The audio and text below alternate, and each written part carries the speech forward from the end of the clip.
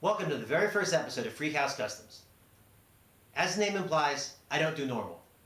So if you're into unorthodox ideas and out-of-the-box builds, then you've come to the right place.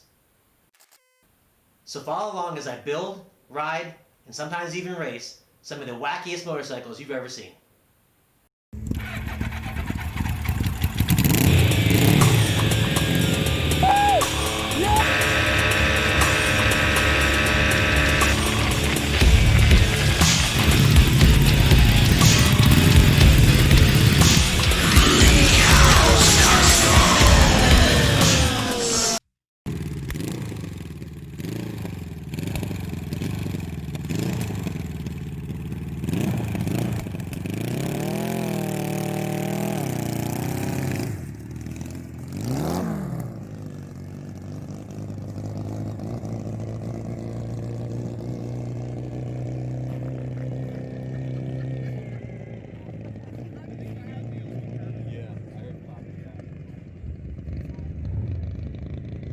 What do you do after you're ready to build a dual-engine 1200cc motorcycle that you couldn't even control?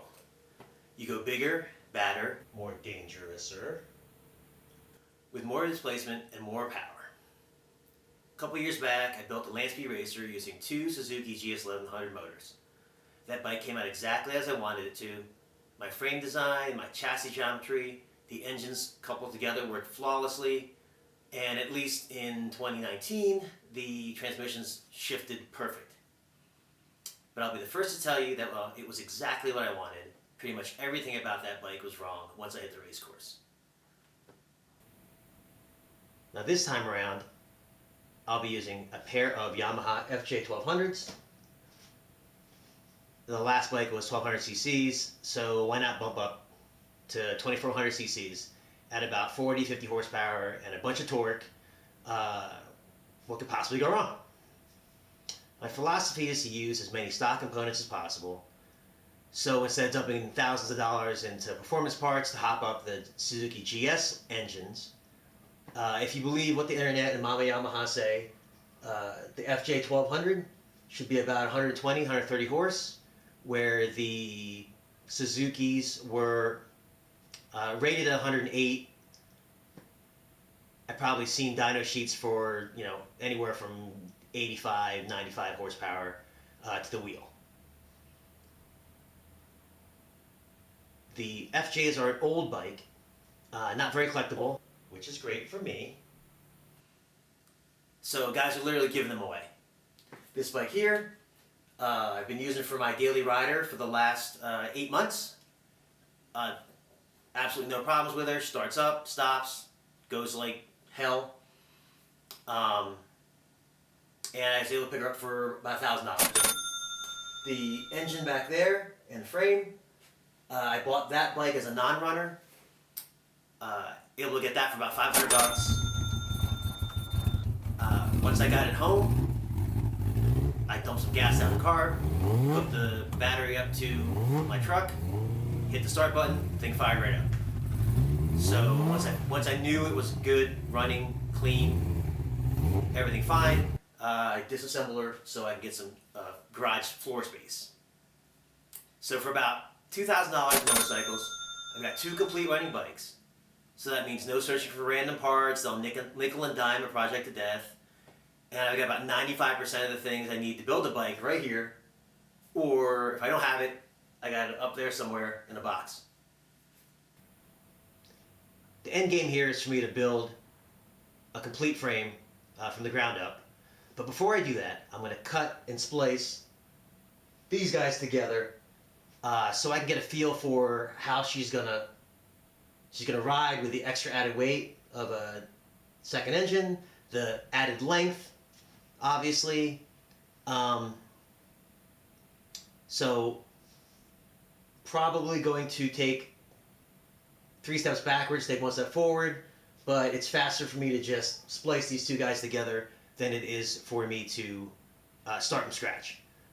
I can figure out how I want the actual geometry to go, how I want the engines to sit, while I'm messing around with the stock frames and cutting them up. So step one is to pull some parts off of this bike here, get the gas tank off, get the seat, some of these plastics off, probably pull the front end, get the frame down in here, figure out what I gotta cut, what I gotta fit, just so I can figure out how everything's gonna work.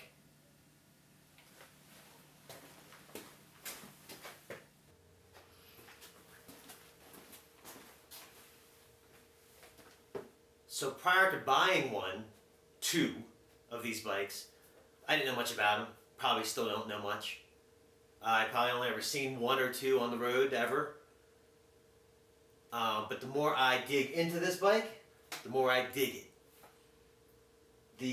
The frame is already super low.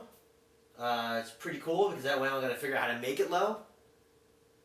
I'm going to try to get it down, instead of building another 10-foot long bike, I want to get it down to somewhere around 9 feet. I think anything under 9 feet would be a bonus.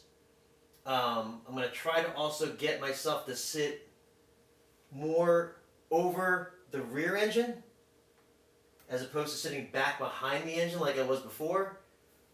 Just to make it easier for me to handle the bike. You know, again, get it a little more compact. Doesn't need to be a complete freight train.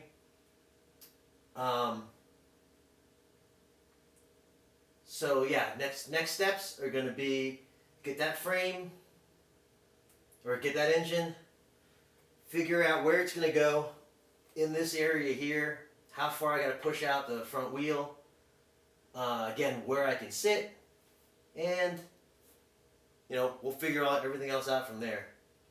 But hopefully the next couple days we'll get some more work done on this and figure out where everything goes.